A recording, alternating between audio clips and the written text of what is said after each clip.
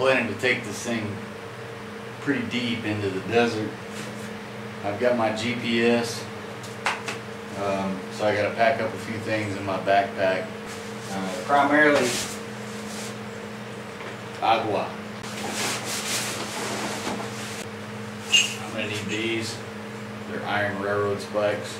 My shovel, my gloves, my water. I'm going to take a couple of canned goods for food, and my camera, and of course, in case we run into any wild heathen creatures,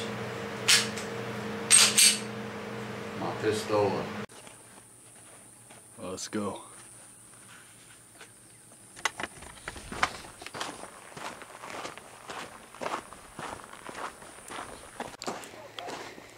It's August 1st, 5:18 p.m. 2009.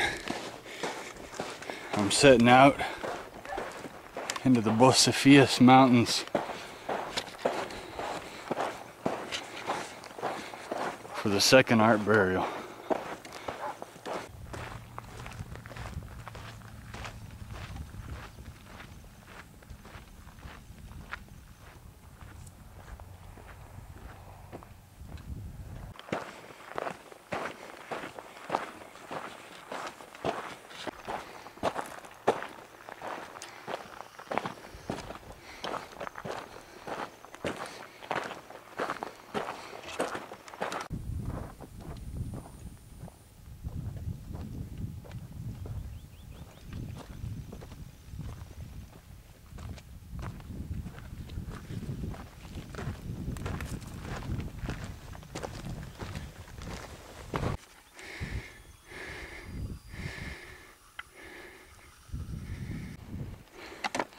I'm going to try to do some hiking updates every 30 minutes to an hour.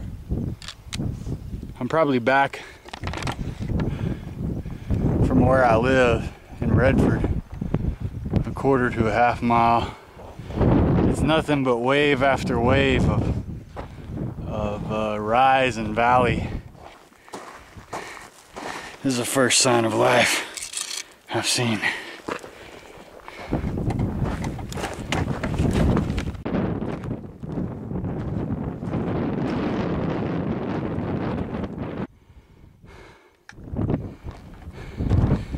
Got some rain coming down there.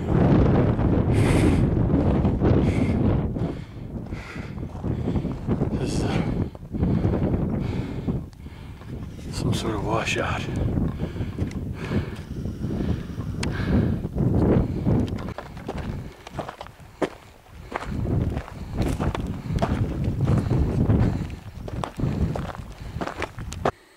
There's some Chicken George evidence. I wouldn't have thought he could make it back this far. It's funny, the further I go back here in the desert, the more the desert begins to come to life. Everything back here feels like it's a strategically placed garden. As you go about these big bushes of cactus, Ceniza, Ocatilla.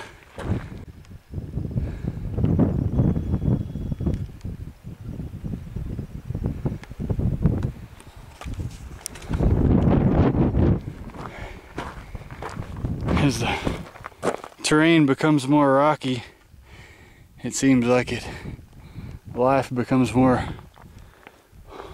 orderly, abundant. Well, we're still moving. I've got to figure out how to navigate this next climb. It's about 600 feet. Go from about 2,700 feet to about 34. And it's right there.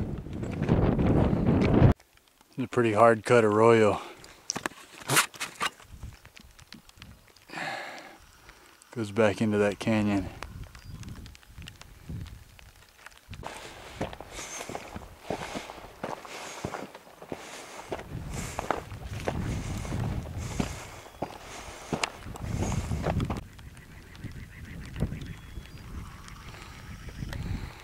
Well, I'm at the base of this summit.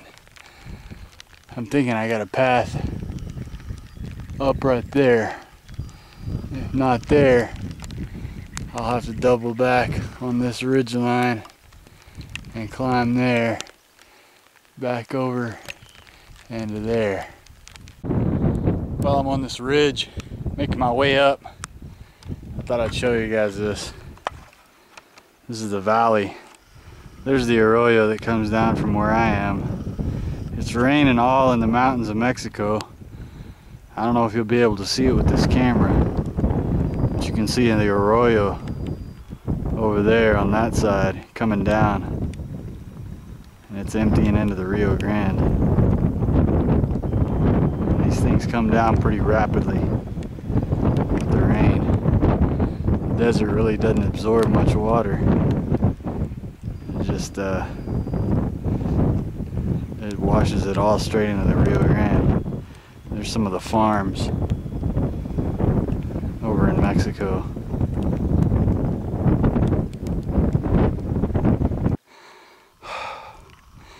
Well, I'm a little bit higher up on this ridge. I think the hardest descent is behind me. Taking another break, a little higher up on this bluff. I just come out of that arroyo down there. I just crossed it a while ago and came probably 200 to 300 feet straight up, or almost straight up. It was a damn good grade, but it's flattening out now, and the hardest part's behind me. I come from over there. That's Redford. It's a pretty good view up here of the farms of the Rio Grande Valley. This is pre-anticipating some sort of jack-legged wall that costs about $5 to $7 million a mile, which is junk. I'd rather them reopen that school right over there versus do that. And that is the arroyo that's coming down out of that canyon in Mexico, feeding the farms and feeding the Rio Grande. This is a real beautiful region from up here. You can see the Green Valley over that direction. The Chinate Mountains are over there somewhere.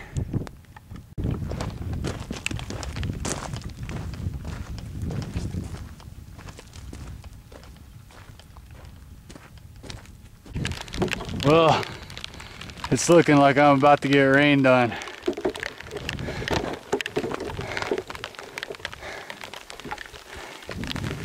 That cliff right there is where Enrique was saying there was a cave, but I ain't gonna make it.